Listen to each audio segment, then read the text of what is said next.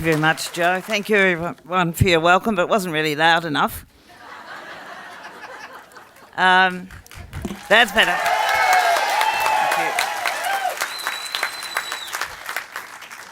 Thank you. You can say that when you're no longer in power. You can't say it when you're in power. And this is my one opportunity to exercise power for the year.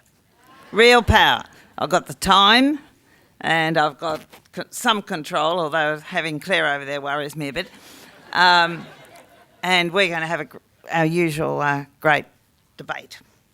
But I first acknowledge that I'm standing on the land of the Kulin Nation and thank them for their custodianship of this land and pledge to work with them, their current elders and their communities, to get the kind of community in control that Nick was talking about. And you know I can never resist interfering with emotion, so if you're going to send a letter to Jenny Macklin, I think that's a terrific idea, but it's even better to ask for a deputation of many of the orgs represented here. But really, the buck stops with the Prime Minister.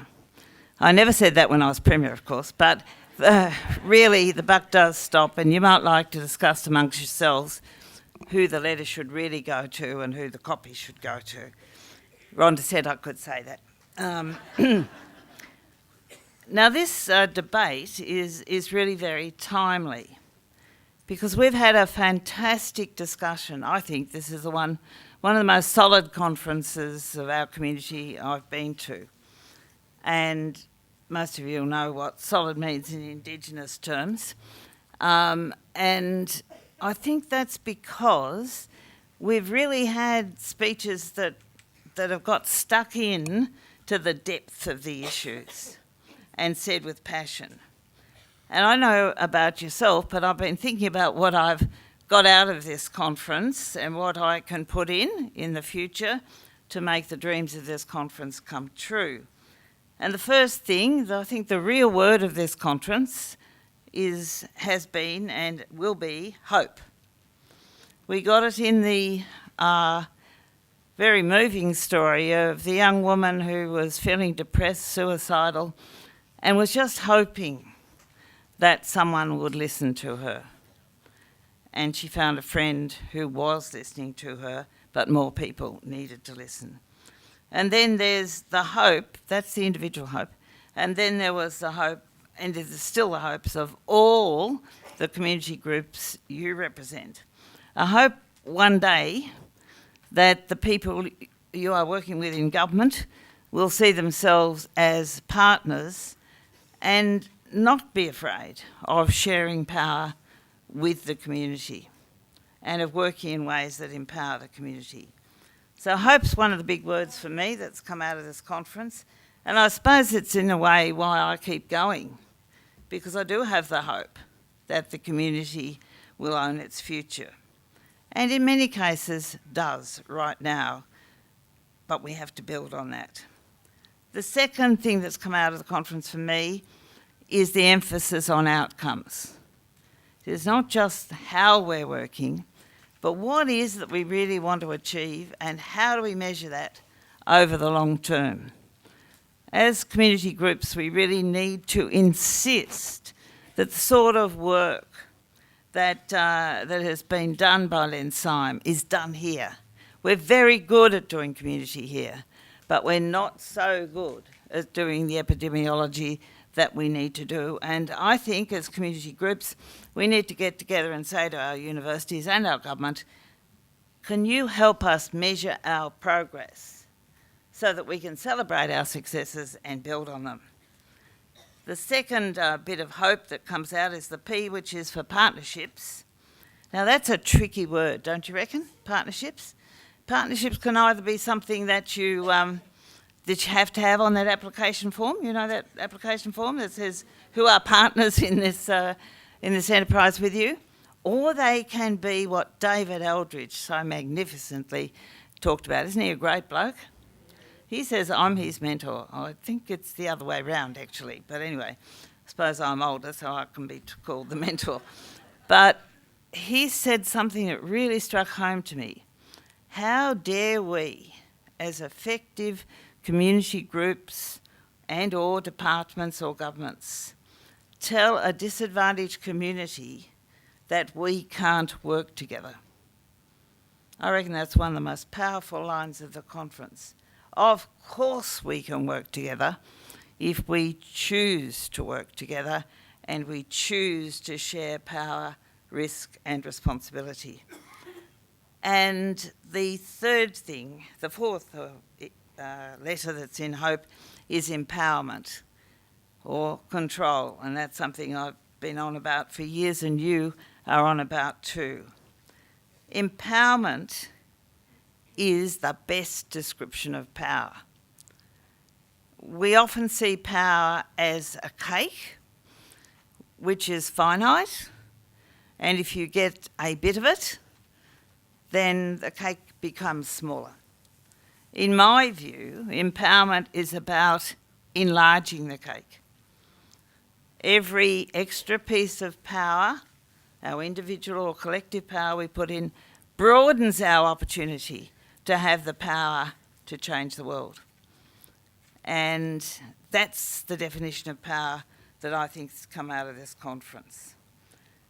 As Community Ambassador, I have great fun. Victorian Community Ambassador, I have great fun because there's no definition of the job. So if I want to talk to Daryl Taylor, I can talk to or listen to Daryl Taylor. I can listen as much as I like and do as much or as little as I like. I don't have power, but I just have the ability to listen and take back to the ministers. And I just want to share with you, and I pick up all this wisdom from the community groups I work with, and I just want to share one of those things with you before we start the debate, and it's this.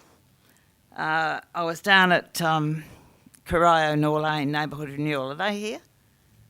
No, I can't see them. Well, I was asking him my usual question, what kind of difference is neighbourhood renewal or community renewal or what you're doing making to you? And these are the residents of the area. And it's a tough area with some tough and terrific people in it. And the answer from one woman was, well, we've learned to deal with suits like you. And I thought, I'm a bit different from those suits, you know. I said, what do you mean? You should never ask that question. What do you mean? What do you mean by suits? And she said, well, we treat you a bit like pinatas. If we beat you hard enough, the treasure will come out.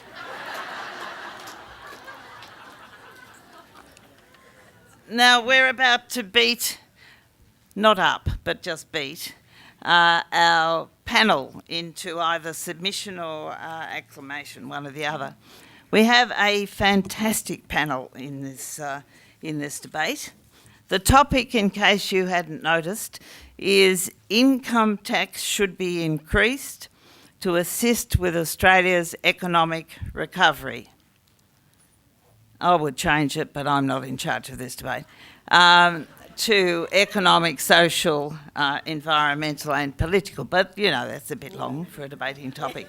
So, Joan, I'm just writing this topic down. Thank you very much, Brett. And don't think that will curry favour with me either. So, I want to be on message. Of course you do. Address the topic. You're always on message, but you do interrupt sometimes. And so that's the topic, and we have two speakers for the affirmative, who are Clare Martin, who I'll introduce further in a moment, who is the new CEO of ACOS. Please welcome Clare.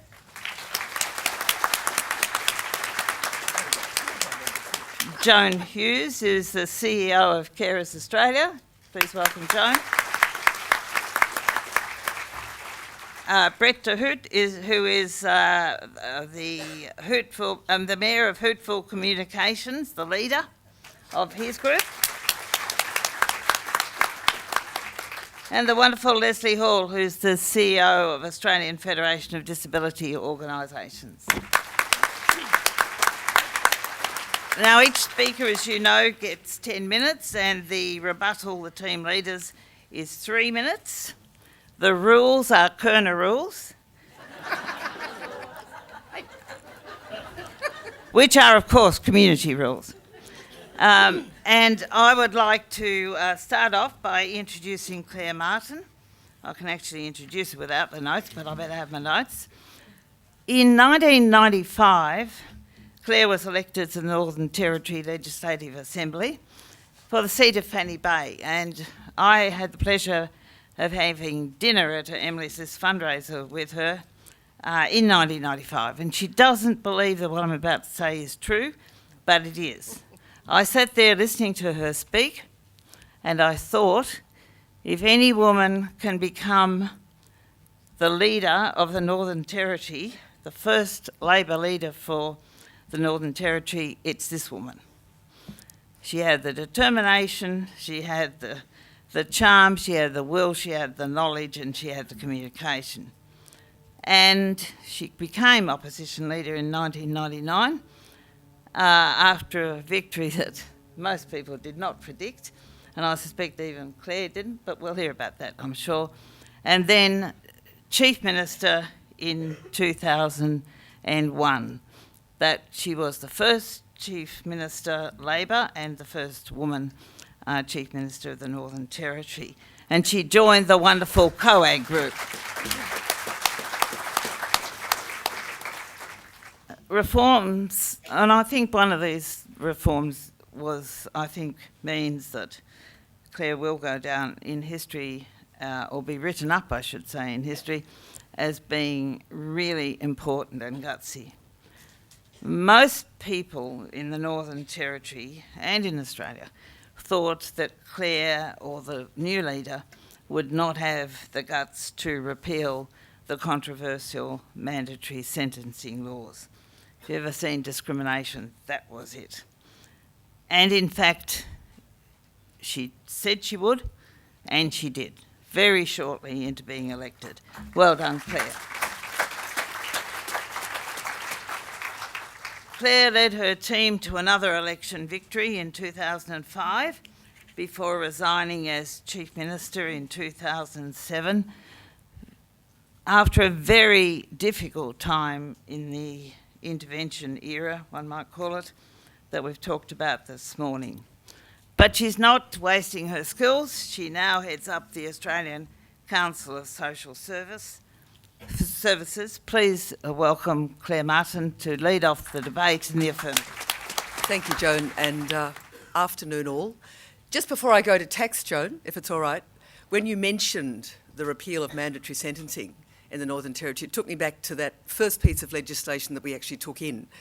And I was pretty delighted when we got it through the Parliament, and I was seen in the corner doing kind of cheering and got actually almost thrown out by the Speaker, who was independent. And it just reminded me of that special moment when you said that. But we're talking about tax this afternoon, and can I pay my respects to the traditional owners, and traditional owners, let's win this afternoon. The topic that income tax should be increased to assist with Australia's economic recovery.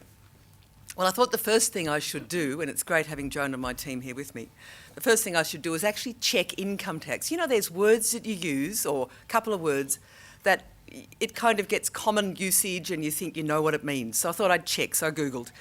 And the simplest definition of income tax I could find was the annual tax levied by federal government, most states and some local governments on an individual or corporation's net profits.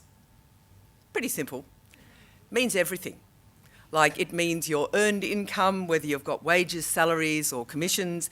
It means your unearned income, whether you've got dividends, interest, rents, whatever. So income tax embraces the lot.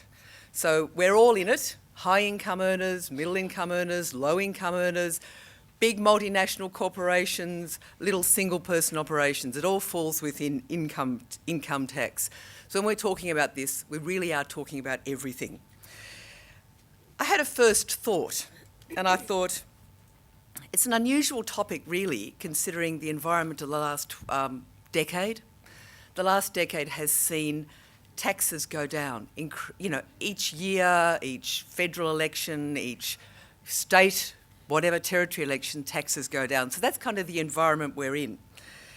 And I think John Hoedt and Peter Costello are still fighting about who was the one who led with the tax cuts federally. My second thought was about equity in the tax system and about the distortions that we currently have in our tax system, which means more often than not, if you're a high income earner, you proportionately pay less tax than a low income earner. And we all know of the work that is done constantly on creative ways to pay less tax, whether that's minimising your tax, whether it's deferring your tax, the myriad of accountants who try and find loopholes in almost everything. But one of the most stark ones is the difference that has been there for a long time for superannuation, the tax on that if you're a high income earner or if you're a low income earner. Much more favourable is the tax situation if you're a high income earner. So I thought about equity, and I was having these thoughts, tackling the topic before us today. And then I had a reality check. And I thought, if we're talking about tax and we're talking about taxes going up and taxes coming down, who makes those decisions? And again, with due respect to Joan and to my past career, politicians make those decisions. And tax, whether it's going up or whether it's coming down, makes politicians very nervous. It makes them nervous because putting them up can get constituencies offside. Putting them down means you lose revenue. So it's a very nervous topic to be dealing with. And just a quick anecdote from me as a former politician.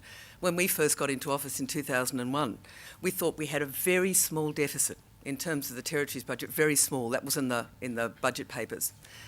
And the first thing that the Under-Treasurer came and told us was that it wasn't that at all. In fact, it was 12 times higher. We as a brand new cabinet nearly had collective heart attack. Anyway, we decided we had to do something about it. So we put on a tax. And we decided to call it a levy and put it on everyone's car registration. Seemed like a good idea at the time. But if you all think about every time you go and register your car, and on that bit of paper says, here's your rego and here's the extra levy you're paying, everyone was reminded every 12 months when they did it. And boy, did they resent it. It was one of those things that you just remembered the resentment. And you tried to give the rationale when people had come to see you and they'd go, rubbish, I don't care, I hate this tax. It was a good lesson to learn early in government about how taxes sit in the kind of general framework. But just going back to that first thought I had about the environment of tax cuts, the environment of whether we pay more tax or less cuts, or less tax. Really, the last decade has been one of us paying less tax. We did the GST, we all got over the GST, but we've been really in a situation where we've all been paying less tax over the last decade. And that's in a federal context, and we've had parties bidding for our votes on I'll give more tax cuts than you give more tax cuts.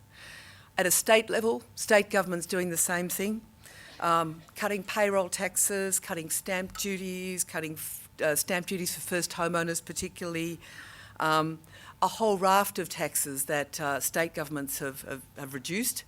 And then there's local government, although really, I don't know about you, but my rates never went down. And it was really as though the only way to win votes was through tax cuts.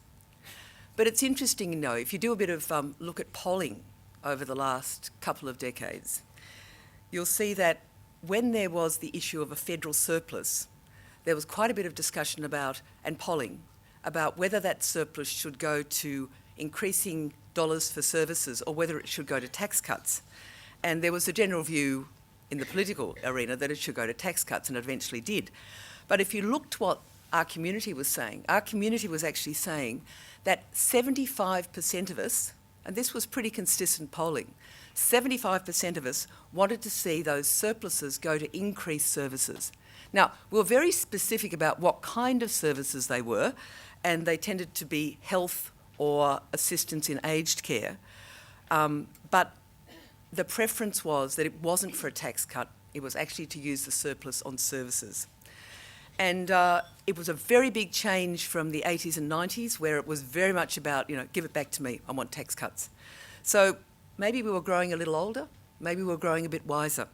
but it was certainly a swing away from only tax cuts to we want services to be properly funded. But that's a different issue when you're talking about spending surpluses to the one we've got in front of us today, which is about raising taxes so that we can knock off a deficit. That's what it's really about. We've got a big deficit and we have to work out ways that we're going to be able to continue to spend on services while we meet the repayments. And it's interesting to kind of do a bit of a straw poll about how people feel about actually having taxes raised. I did a bit with some people I knew. And they're really nice people. They're generous people, community-minded people. But when I said, would you pay more taxes?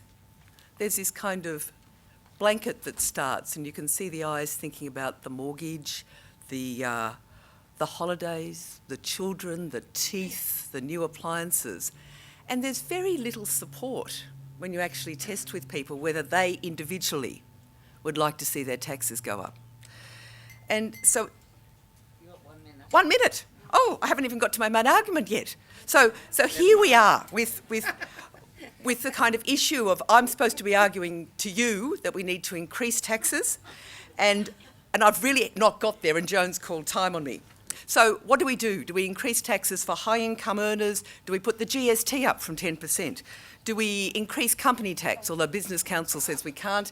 Do we increase capital gains? Is it temporary? What do we do with increased taxes? And I've got the solution. It's a real ACOS solution, because what I'm going to recommend to you today is that to increase taxes, what we need to do is grow our economy and create more jobs. There are 650,000 Australians who are unemployed and they want to have a job. And if they've got a job, they'll pay taxes. And this is a much better option in terms of increasing our tax take and getting people out of the unemployment queues, which sadly are going to grow, and back into the workforce, and therefore paying taxes. I think my time is up. Thank you.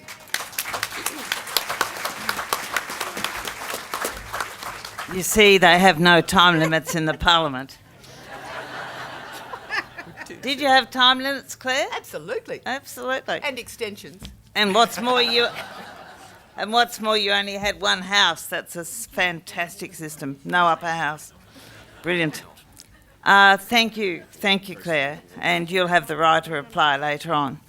I'd now like to introduce Brett. Brett's the founder of Hoedt, which is a marvellous name, isn't it?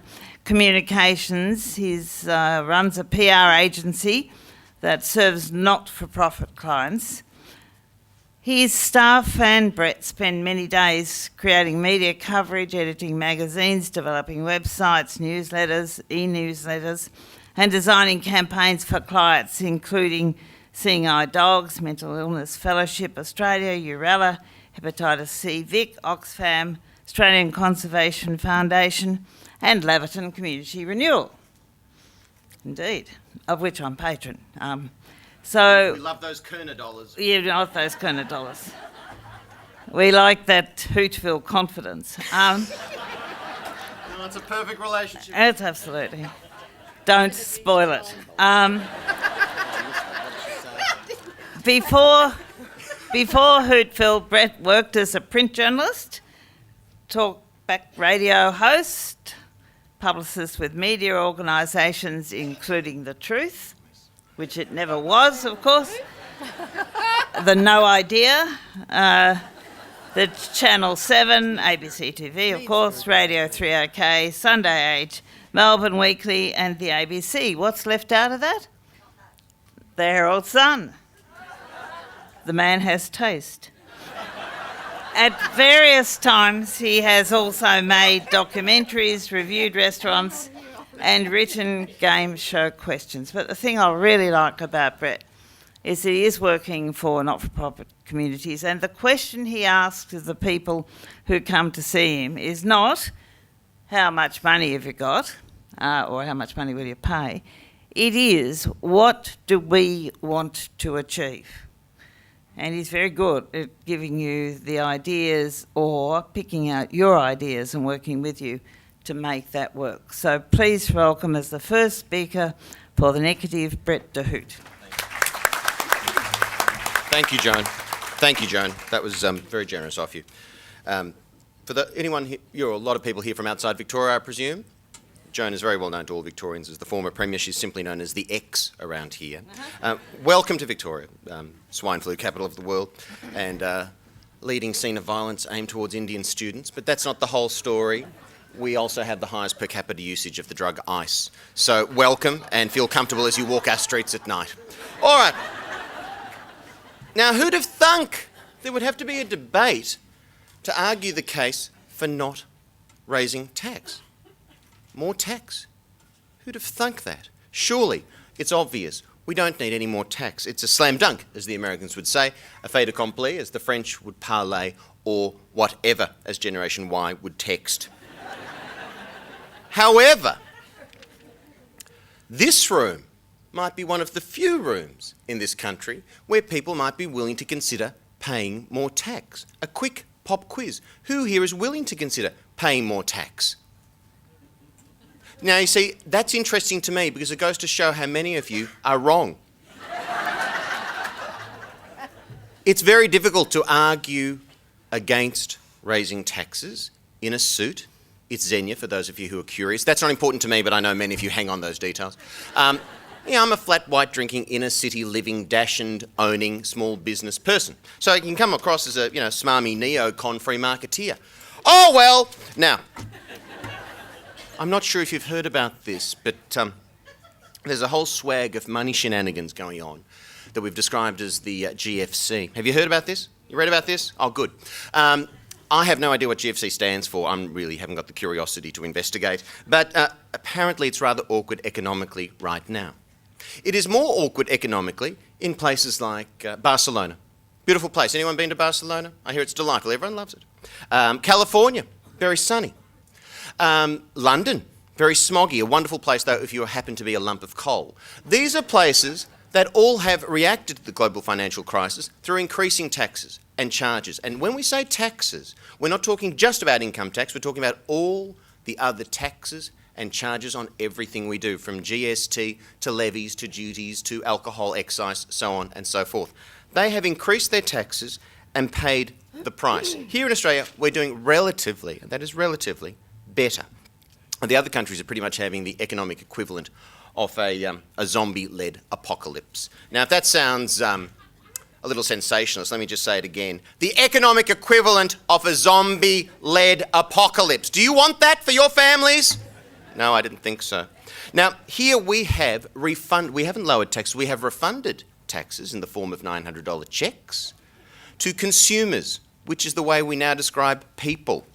We have refunded and given loans to companies, which we continue to call companies. One would have thought that General Motors Holden might have socked away a bit during the good years, but we've refunded money to them, and they have done with it what they will.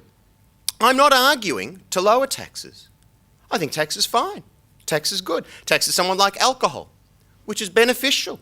It lubricates interactions of all varieties. It's part of our culture. But too much alcohol is bad. It leads to violence, ill health, and poor grooming. Tax is the same. We need tax to keep the wheels turning. Most of my clients, they're paying me tax dollars. Too much tax, though, leads to, now this is where I go very deeply neocon, less entrepreneurial activity, less profits, less revenues. You talked about cakes or pies. As George Bush said, we need to make the pie higher. We also see in entire tax countries like Europe, for instance, less social mobility. And social mobility is taken for granted in Australia, but those of you who have migrated here from countries where there is no social mobility will appreciate the social mobility of Australia. I took the train here today and I was begged at by a girl who was going carriage to carriage, asking passenger for loose change. How very continental, how very New York. Would increased taxes help that girl? I'm not sure. What I would like to see first, before we go to the extreme of raising taxes, is to spend our current tax revenue differently. Instead of domestic violence, anti-domestic violence television commercials, would we like to see recurrent funding for people working in the sector? You can hire a lot of staff for the cost of a 60 minutes time slot. We've got the biggest military spending since WW2. How about we try some diplomacy first? We're building sports stadia, and I want you to note the correct use of the plural, stadia. But how much are we putting into spending that money to increase sports, heaven forbid, amateur, heaven forbid, participation for elite athletes on the weekends? I think we can get more value for our dollars. Or are you happy with the way government's spending your taxes? Would you rather them review it before they ask for more? Look, call me psychic, but I've detected a bit of a theme through this Communities in Control conference. It's about putting, stay with me here, the communities in control. Are you with me so far? All right. Have you noticed something about money? Those who have it have control. Are you with me? If the government gets more money, who has more control? You or the community? The community or the government? Them, the government. Do you trust the way they're spending it? No. Do you really, genuinely, honestly have faith in everyday Joe and Jane public out there? Or do you not? Are you willing to trust them with the way they spend their money? Quick pop quiz. Aha, there's a disconnect. A big fat disconnect, but I'm hoping you're going to vote for me, so I'm not going to hark on it, okay? Anyone here dependent on philanthropy or foundations or donations? Anyone? Or is that everyone? What is going to happen the day people realise they're paying more in taxes? How will that affect the donations you get? We like the Pratt dollars, don't we? We like the Smorgon dough, do we not? We like the Westpac folding, do we not? We can expect to see a direct correlation between increased taxes and dropping of philanthropy, fundraising and donations. And, you know, increasing taxes is a bit like public transport. 9 out of 10 people recommend it. For someone else! I have I have some bad news for you all. And this is frightening because everyone thinks they're the exception. You folk are the mainstream. You folk are living large. You people are rolling. There is a finite group of high-income earners. We can't give any more. So when the government goes looking for people with a big stick to hit over the head for more taxes, they're not going to be looking behind the very big fences in Toorak and Double Bay. They'll be looking for people a lot like yourselves. And if that's, I hope that's enough to keep you awake at night. Now, I'm not going to run over time. I have too much respect for my fellow debaters. Clare, though... Clare, look, it was, as Joan pointed out, some fantastic political achievements in that realm. I just hope your defeat here today doesn't sort of counterbalance it entirely. Thank you for your time. And we'll talk to you a little bit later in the rebuttal. Thank you very much, Brett, for that very sober presentation. That was fantastic. But they're very polite, aren't they? Why aren't they getting stuck into the bankers who earn $300 million a year or whatever it is? Why aren't they getting stuck into the people who call taxation and rather than investment? I don't know, they're a bit quiet, but we'll see what Joan Hughes does. Joan's had a lot of experience in one of the most neglected areas, perhaps until recently, the area of carers. She's now the CEO of Carers Australia, appointed in July 2006. She's an honorary associate in the Department of Nursing Research. She's in the University of Sydney. She took on a Churchill Fellowship in 2004, and her research was about ageing parents of people with disabilities, and many of us know how important that is. And then from 1993 to 2006, she was CEO of Carers New South Wales, and that organisation has won many state and national awards, including one of the 3 International Caregiving Awards in Washington. 2008, she was selected to attend Australia's 2020 Summit. And at that summit, with Joan and other people's support, one of the great ideas that Rhonda Galbally mentioned yesterday, the idea of a national disability insurance scheme, was put forward. That's a bit like a national Medicare scheme for disability. And I think of all the ideas around disability support that I've heard over the last 45 years, this is one of the greatest of them.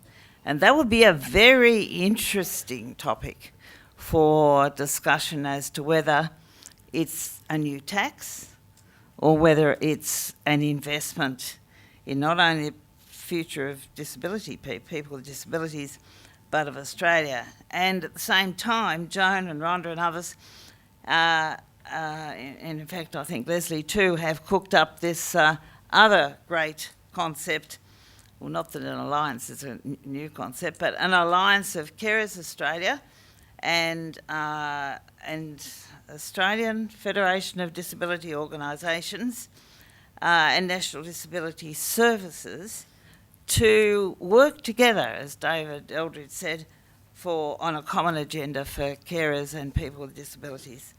So I reckon Joan's going to have lots of ammunition to chuck into this debate. Please welcome Joan Hughes.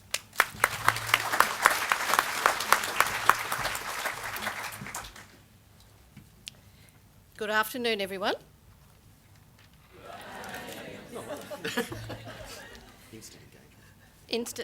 Instant engagement. To my fellow debaters and to one of the best moderators in the world, mediators in the world, Joan Kirner, I'm going to make you believe that increasing taxes is going to be of benefit to you, to the people that you look after and to your communities. So to follow Brett's idea, I'm going to come down into the audience and do a quick poll, and the question to you is, do you think we should have a new tax level to tax the rich people in our society? Got the question? Do you think we should have another tax level to tax the richest people in our society? Got the question? I want you to put up your hands as I come down the middle. Excuse me, is that tax them more or tax them less? Madam Moderator, tax them more. Thank you. I thought you might have been swayed by my argument, Joan. Not at all. Now remember, you've still only got 7 minutes. How many people in this row? You want to tax the rich? Put your hand up. This row, hand up. Tax the rich. This one. This one. This one. Small tsunami. It moves to the back of the room.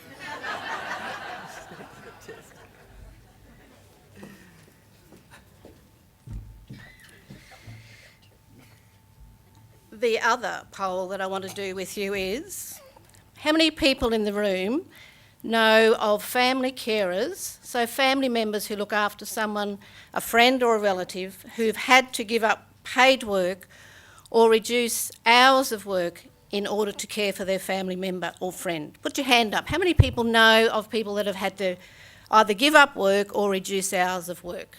Excellent. So, I'm going to persuade you that there are 4 really good reasons why we have to increase income tax, not only to get us out of this hard time, but also to lead us into a time where we all want to belong within home and community.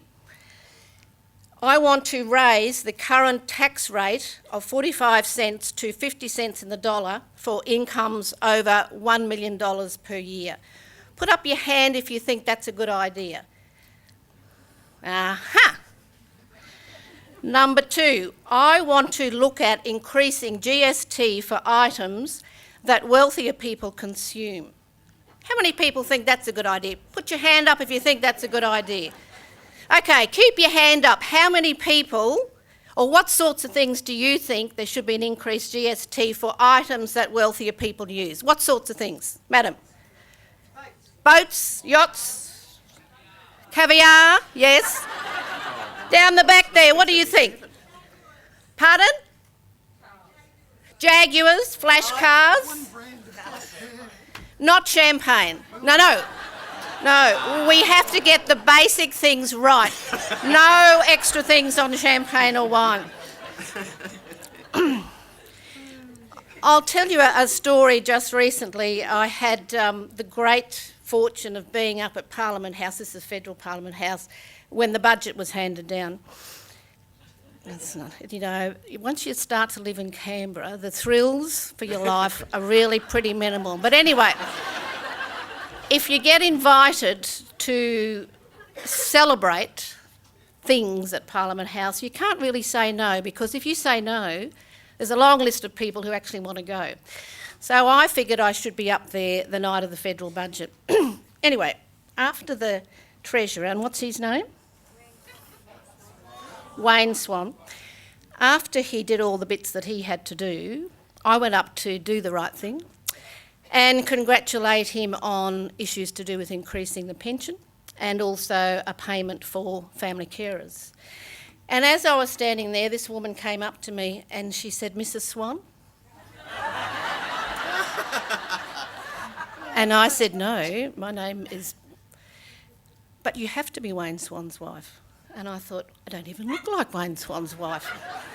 And then I started to get worried and I thought, oh God, there's probably, you know, the press behind me sort of, you know, taking photos. So then I thought, you know, if you were the Treasurer's wife, and we do know of politicians who very much listen to what their wives and partners have to say, then what sorts of things would I say to the Treasurer in getting ready for the next budget? So I would say the first thing, darling husband Wayne, there are 4 types of people in our community. Those people who have been family carers, those people who will be family carers, those people who need support because of illness and disability, and those people who have been family carers. And if you get society and budgets built around that, we'll have a much better idea of what's right and what's good. And I'd also say to dear Wayne, my husband and partner, there is something wrong at the moment with the amount of money that some CEOs are getting. Not CEOs in this room, I would have to say, but the CEOs whose names I won't mention, but you can guess who they are. There is a CEO of a bank who earns $33 million a year. And that equates to $130,000 a day. The average income for people across this nation is around $60,000. But the federal minimum wage is around $28,600 a year. And for many of the people that I represent who are on pensions, $12,000 to $15,000 a year. So you can see we've got to do something about taxing the rich. And I just found out coming into this debate, what does that mean? Joan's thirsty. Came into this debate thinking, well, let's think about increasing the tax for the rich. There are 5,605 people in this country who earn in excess of $1 million. If you tax 50 cents in the dollar, we'll get a few extra billion into services for you guys. And if we can look at a social care insurance scheme, we'll have a much better sense of who we are, what our communities are about. And that's the end of my bit. Thank you. Thank you.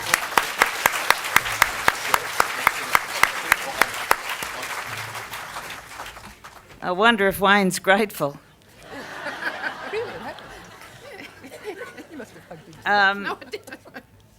Thanks, Joan. Now I know why you're on so many committees, etc., because you'd be a most worthy opponent being outside the square, so they're much happier to have you inside the square.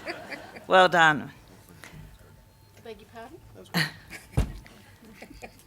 The next speaker for the negative side is, well, they're all wonderful people on the panel, but Lesley Hall has been someone I've admired for a long time. In many ways, her history is partner to Rhonda's history, not that they do the same, but they worked in one of the toughest areas, disability advocacy, for a long time. And I think Lesley from about 1980, is that right? Yeah. And in 1986, Lesley was engaged as a consultant with the United Nations in Bangkok. She had a pretty high public profile, I might say, in Victoria. She has an extensive background in the arts, having worked with Melbourne Workers Theatre, Opera Theatre Productions, Little Big Tops, and as an arts and cultural development officer within the city of Darebin. And I might say that the practice on advocacy in Darebin, in the city of Darebin, has become world's best practice under the leadership of Lesley and the team she's worked with, because she always works with a team. And thank you for that, Lesley. I think it's really set the pattern for local government. Currently, Lesley is employed as the CEO of the Australian Federation of Disability Organisations, and she's a member of many committees, including Chair of the Art of Difference, Vice Chair of Arts Access, and a member of the Victorian Ministerial Disability Advisory Council, which Rhonda chairs. So please welcome Lesley as the last debater for the negative.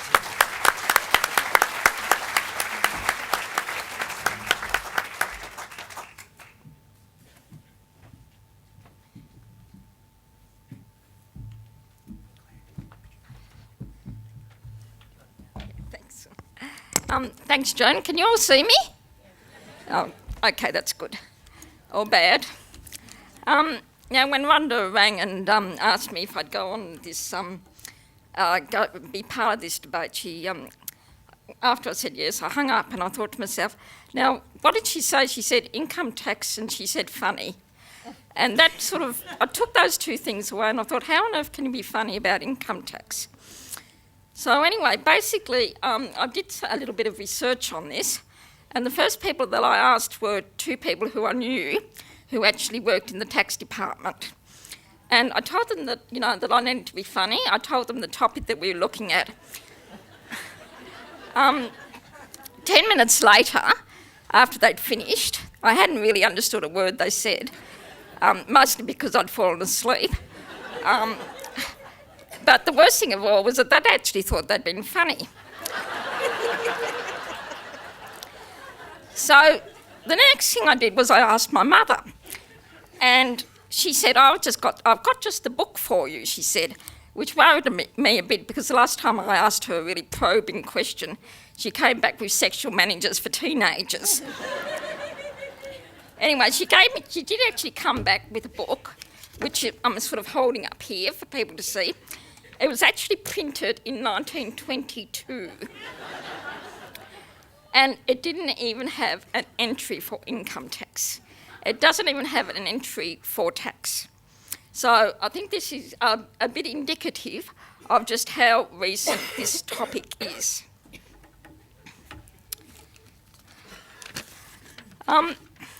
So the only thing that was obviously left to me as a really good researcher was to do a Google. Well done. And so as a result, the presentation that I'm doing is very well researched and very well constructed argument for whatever it is that I'm supposed to be talking about now. And I have to tell you that because 10 minutes before we actually came up here, I actually thought I was on the yes side.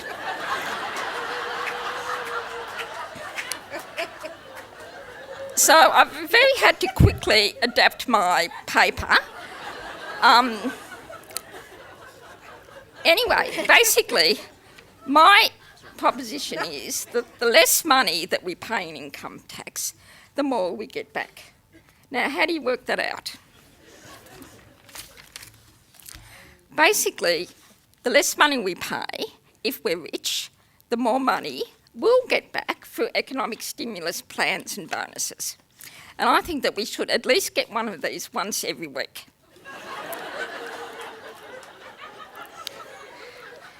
Now, we don't need... What do we need? We actually need less houses than we've got. We need less jobs. We need less roads. We need less junk food. We need less cars and less drugs. We need less gambling. And we need less alcohol, less sex, less furniture, less mobile phones, less TVs, and of course, less Nicole Kidman films. Now, all of these things are not helping to rebuild our economy. All of these things are not consolidating our values. or making this country one of the best places in the world to live. In fact, this country is so good that we want to keep people out. Well, I say, let them in, because the more people who live here, the more income taxpayers will actually have. And that's the crunch of this argument, is because it's not about paying less income tax, it's about creating more income taxpayers. In fact, I think we should make everyone pay income tax. I think we should put 80-year-olds back into carpet factories. Think about how much we'd save not having to provide schools. And then think of all that money that's now being spent on school infrastructure. Think of all the more bonuses that we could have. And think about the things that we could spend on that really matter, like gambling, drugs, sex and junk food. So...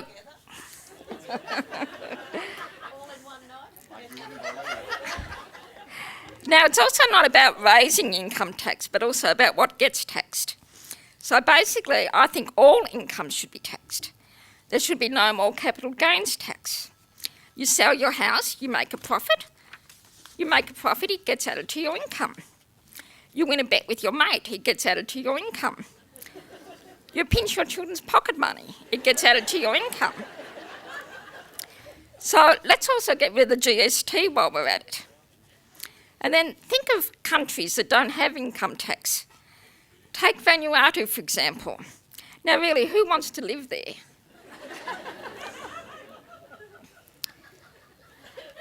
And then what about the great Australian pastime of cheating on your income tax? Well, we won't call it cheater, let's call it minimalisation. It follows that if you pay more income tax, the more you have to cheat. So isn't it better to lower income tax so we don't have to cheat? And this, of course, cheating on your income tax, helps our brains, keeps our brains ticking over. Now, if our brains keep ticking over, that'll mean that there's less people in the country with Alzheimer's disease. And then what will happen to all you people out there who are working with people with Alzheimer's? You'll lose your jobs. Now, this is the most crucial question. I'm glad Joan started the polling of the audience, because I'm going to poll the audience too. How many people out there, salary package? Oh, it's got to be more than that. We're a conference of community workers and health workers. Come on, own up. Okay. Now, basically, as my co-member of my team said, basically everyone else thinks that someone else should pay the tax, not you. So everyone else thinks that someone else should pay tax. So what I also want to know is how many people here think that Eddie Maguire should pay more tax? Well, I think we've got a room full of Collingwood supporters because not many people put their hand up. Now, basically one of the reasons for the economic recession is because because it's all sold in America, as we know, but there's a lot of Americans who actually don't pay income tax. So because Americans haven't paid income tax, we've ended up with this recession. For example, and this is where I come to my Google research, the average tax rate paid by the richest 400 Americans fell by a third to 17.7% for the first 6 years of the Bush administration. And their average income doubled to $263 million. And also nearly 2/3 of US companies and 68% of foreign corporations do not pay federal income tax. Okay, let's be serious. The economic crisis is not a laughing matter.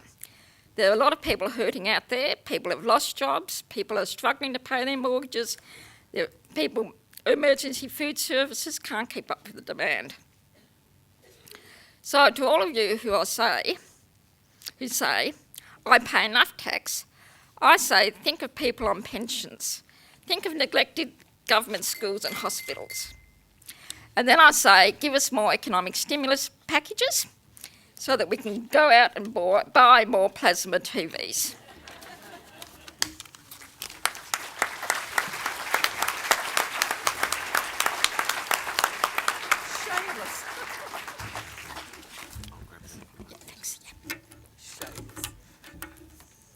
Thanks, Lesley.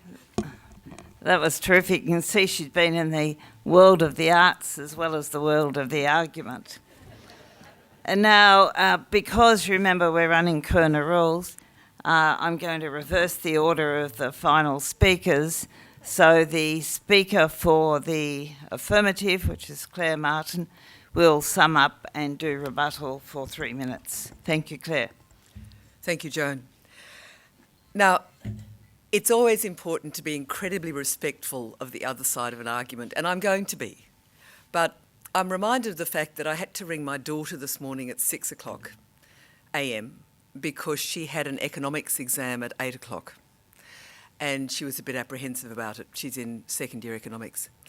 And she had been studying and trying to put coherency into economic arguments for all of this semester. And she was tested this morning at 8 o'clock.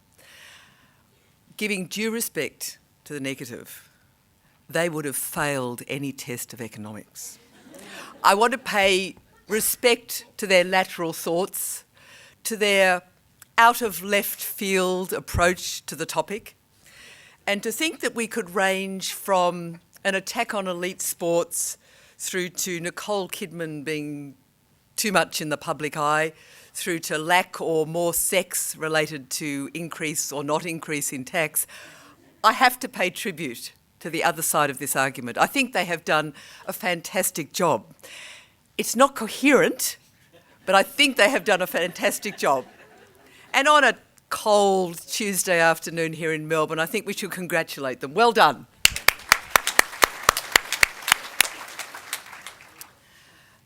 But it wasn't convincing. It wasn't convincing. It was interesting as I watched hands go up or not when the issue of who wanted to pay more tax was actually raised. There's a real ambivalence in our community about paying more tax. And I noticed that Brett kind of wound that one up. You know, why would you want to pay more tax when you can't trust them governments to spend it properly? And he picked on the old chestnut. You're not old enough to pick on the chestnut of defence, Brett. You know, back in the 60s and 70s, we argued about too much money going on military warfare and not enough going on the community. And I thought we'd move past that. Nobody was back there winding you up on don't spend money on defence. And don't spend money, which I think is an absolute tragedy, on places that we can watch elite sport, which I love with a passion. I'm sure people do love with a passion. So there was some interesting arguments put to, look, don't increase taxes because you can't trust governments to spend them. And it kind of goes with the polling I talked about before, that we have seen a change in our community where we are prepared to consider paying, well, thinking that the taxes we pay are justified, but wanting to be careful about where they go. And when tested, everyone said, I'm prepared to pay a little bit more tax, but I'd like to know where those dollars are going. So maybe the new rule is, I'll pay $50 more tax a week, but I'd like it to go to my local hospital into the orthopaedic area because I know my knees are going to go bung in a few years and I want them done. And maybe this could be a new model of how we pay taxes, that we actually indicate on our tax returns where we would like that money to go. I mean, software is fantastic. Software is so good that you could actually find that there could be a correlation between your taxes and where they go. So we all know it's a very serious issue. We know that we've got to support services into the future. We've got an ageing population. But I certainly think we heard some interesting arguments this afternoon, tiptoeing round, much to Joan's distress, about this very sensitive and often controversial issue of whether we should pay more tax or not. Thank you, Claire. And just before I introduce Brett to sum up for the negative, I'll just remind you that there are other ways than via the taxation system that we can change the world, and one would be to put a 5-to-1 ratio on what people can earn and to make sure the work that volunteers do has a monetary repayment on it for their named association. So there are lots of things we can do, but it's a really important debate, and I now reintroduce Brett to sum up for the negative. Thanks, Brett. Thanks, Monica. Thanks, folks. Thank you, Joan, fellow debaters. Those of you who still think it's a good idea to increase taxes, put your hand up again. All right, here's an alternative. You could set up a regular giving from your salary directly to the charity of your choice. It would take the form of tax, give you a tax benefit, and you'd get the moral high ground. But you're not choosing to do that. Something about human nature doesn't like tax. Now, Major General Clare, thank you for your pro-military statement there. Clare not only trusts the military, she trusts the government to spend the money wisely and software to facilitate the giving.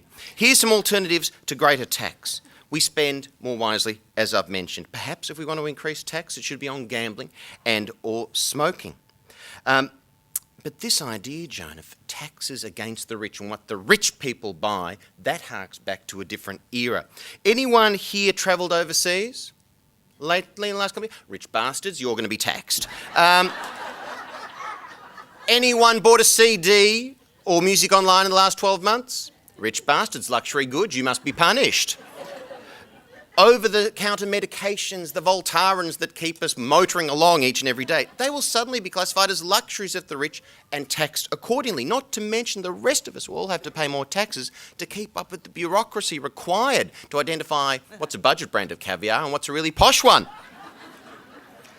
And look, I got to apologise on behalf of all of us. This is something of a charade. Lesley and I met with our competitors, combatants here, before the show, and we went through our arguments, and they acknowledged that ours was superior and that they were willing to change long-held opinions. But we had a commitment to you, and we've kept it. All right, that's important. Now, look, finally, Johnny Cochran was the lawyer of O.J. Simpson, and he made much of O.J. trying to wear a glove that he was alleged to have worn during the double murder, and he made a big fuss because guess what? The glove wasn't fitting, and O.J. was, this is hard, this is difficult, and he kept looking at the jury. And Johnny Cochran, now dead, famously said, "If the glove does not fit, you must acquit." And that has inspired my preferred slogan on this issue: before we tax to the max, let's amend the spend. Thank you, ladies and gentlemen.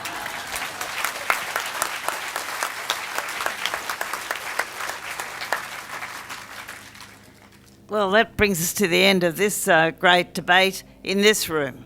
But it's certainly a great debate out there, and it's one, as activists, that we all have to participate in, because when we want to change the world, we do need to shape where the money is coming from and how much it is. So I hope you've enjoyed the debate. I have, and I could see plenty of chuckles going on and hear them. Please thank our panel for me. Clare, Joan, Brett and Lesley. And please welcome back to the microphone the person who prefers to watch, he tells me, lesbians on television than Christians. Thanks, Joe. Some lesbians are Christian. Many of them. Joan, you're a fantastic moderator of the debate. Thanks very much, and thanks to all our panellists.